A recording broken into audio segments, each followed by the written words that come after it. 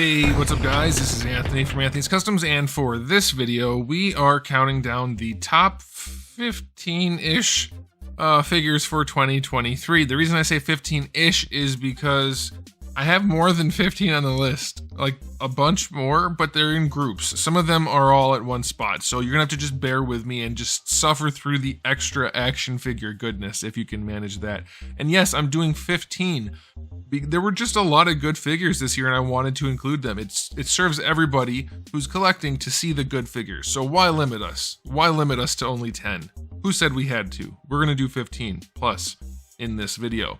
So the way I figure this is I have to consider price and quality, essentially. That's about it. It's a very subjective thing. Like, obviously those are to some degree objective, but I have to pick somehow between a bunch of really good figures which ones are the best. So yeah, there's going to be things on here that you don't necessarily agree with. You might have an entirely separate, different list than me. So if you do, let me know in the comment section below. If you disagree, if you agree, if you have your own list, or it doesn't have to be 15, it could be 5 or 2 or 10 or 100. Let me know in the comment section below and we'll talk about it. But these are the ones I think are the best. Sure, some of them could be moved around, but this is the way I came up with it based on a variety of things that I'm not even gonna be able to list because a lot of them are just subjective. So let's go ahead and dive in with the 5 honorable mentions that get us up to 15 actual spots. In no particular order, the first one is the Boar Predator from NECA. The reason it's not higher on the list, despite being an incredible example of how good NECA can be with their Predators, which is obviously most of them are pretty darn good. This one's one of the best, but the reason it's not higher up is just that it is another Predator. It does reuse a lot of the same parts that we've seen before, but it's a shining example of how good they can be. The paint job on this one is phenomenal. I love it. The next one, also from NECA, is the TMNT 4-pack. I know a lot of people were expecting this to be higher on the list. The reason it's not is strictly financial. It's an expensive 4-pack of essentially, and this is not, I mean, it's not a problem per se, but it's 4 of the same figure for the most part. So it's the Ninja Turtles, so I get it, but hopefully you understand where I'm coming from, that you're paying a lot of money to just get 4 of basically the same thing. So it's like, I feel a little weird putting that higher on the spot, on the list without, you know, something else in the package to differentiate it. I didn't realize this, but we have another NECA one in the honorable mentions. It's the Predator from Prey. Now this one's really good. I promise I didn't put it this far back because I don't like the goofy face design for this one. The reason I did it is I don't think it's in scale. I've done a little bit of research and I've read some comments also, and it seems like it's the wrong scale, that it's too big. Or was it too small? I can't remember now, I don't sleep anymore, but it's just out of scale, I think. So that's why it's on here, but it is a really good figure, so I wanted to make sure to get that in front of people. Okay, the next thing I wanted to talk about, number 4 of the honorable mentions, is Turles. This is one of Figure Art's better looking figures overall. It has some really dynamic options with the cape and a couple extra accessories. It's an excellent release in almost every way, but 2 things are holding it back. One is the shoulder pad situation is not good on him, so posing is a problem. Not even counting the cape, because that's a cape. But also he has discolored joints. His knees in particular are just really obviously the wrong color, so that does throw off the look a little bit. But it's a really strong release otherwise, so I wanted you guys to see it. And then the last honorable mention goes to the Marvel Select Beta Ray Bill. This guy's just on here because he's a really good release, and I wanted to put him, personally, I wanted to put him farther forward, but I just couldn't do it because his skin tone was really weird. And since I'm mentioning that, you kind of see here how I have to just find the tiniest of things to separate these figures. And his skin tone could have been painted so much better, and his jaw wasn't articulated. So it's just like little things like that that keep something from being farther up on the list. Still an excellent figure though, so that's why it's here. Alrighty, so coming in at number 10, we have the Blade Master Wang figure, an indie studio. What was it? Furay Planet. There was 2 different names on the package, so I'm not sure who's taking credit for what's happening here, but either way, super cool character design. Lots of their figures are really unique looking and very creative, and it came with a truckload of accessories, lots of paint detail, lots of articulation, lots of options, just everything you really want to have fun with an action figure, except Two things. One is you had to remove a bunch of his clothing in order to really get him to pose well. Otherwise, he's kind of a static action figure, which still looked good. But he also had some paint issues with parts of mine having really dirty limbs, for instance, or parts of limbs, things like that. Little issues like that hold an otherwise awesome figure back just a little bit. So he's not farther up on the list, but he is one of my personal favorites this year. And he made this as objective as I could make it list. So that's pretty good. Coming in at number 9, we have the SH Figure Arts Second Form Frieza. Another great release. Obviously, they all are. I'm going to say a lot of the same things for all these releases because they're all action figures and they all have the same things going on, but I'll try to vary it anyway. This guy poses really well. He looks pretty darn good. He's got some size to him. He was at a relatively good price, especially by other figure standards. Wait till we do the 10 worst figures this year. There's a lot going on here. I like almost everything about it. He would be higher up on the list, closer to the top, if he had some more paint. He does look very plasticky and didn't really bring him to life as much as they could have. So yeah, great release, but could have been better.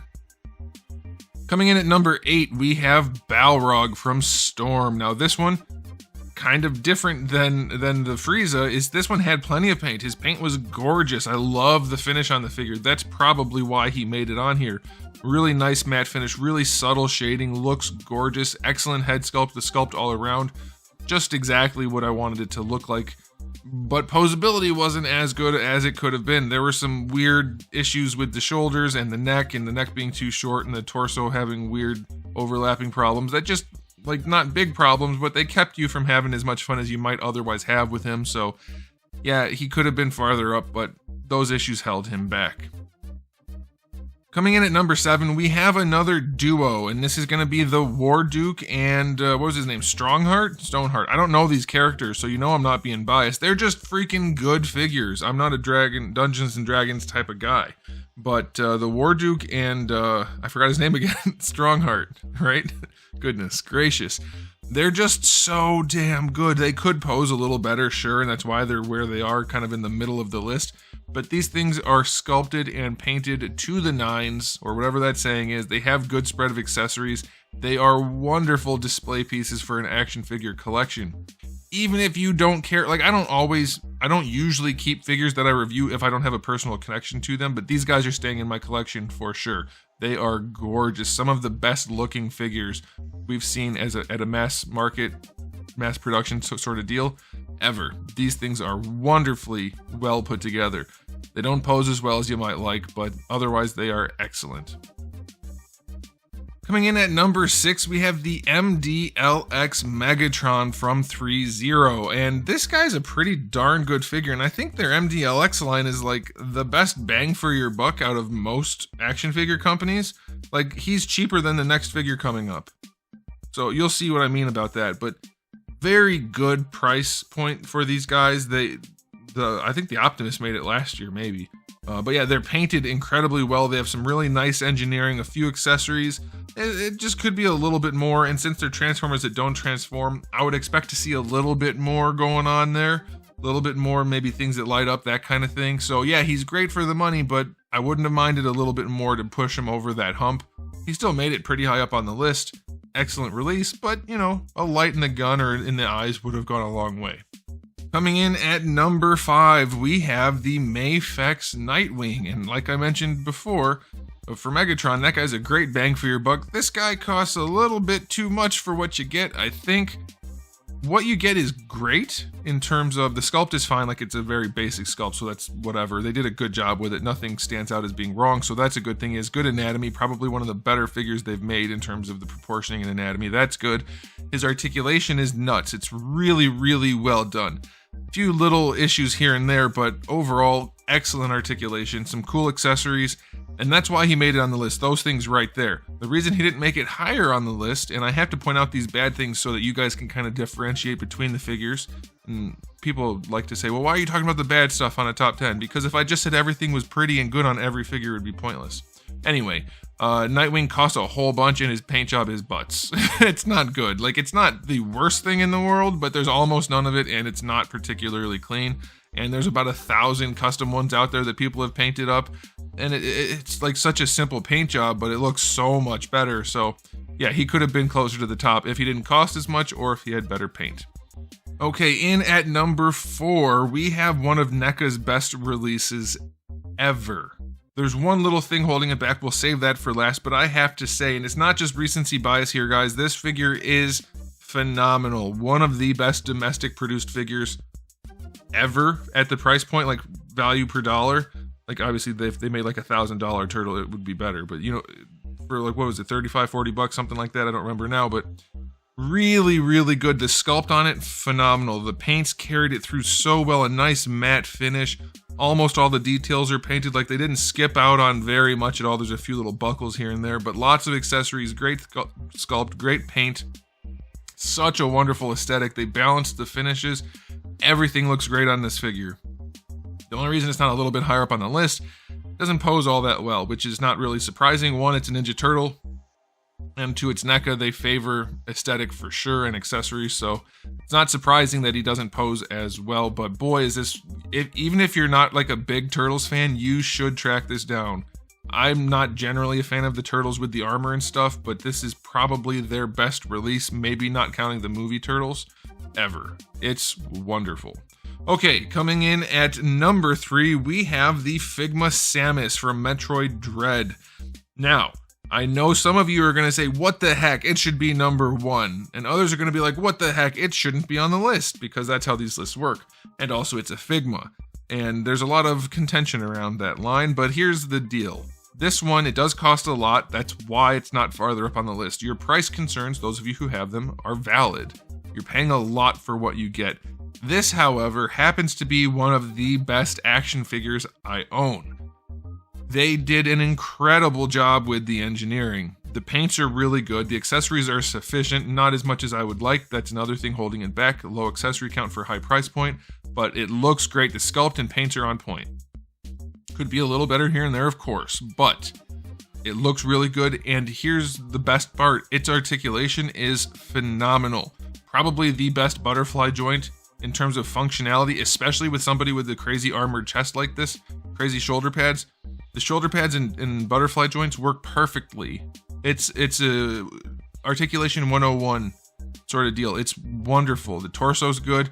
Like everything works. You can pose the crap out of this thing, and it looks good doing it. They really stepped up their game, and Figma's been not stepping up their game at all lately. So, I mean, here and there, but again, wait for the top 10 worst figures of the year. But this was definitely one of the best figures, probably in my collection, definitely of the year.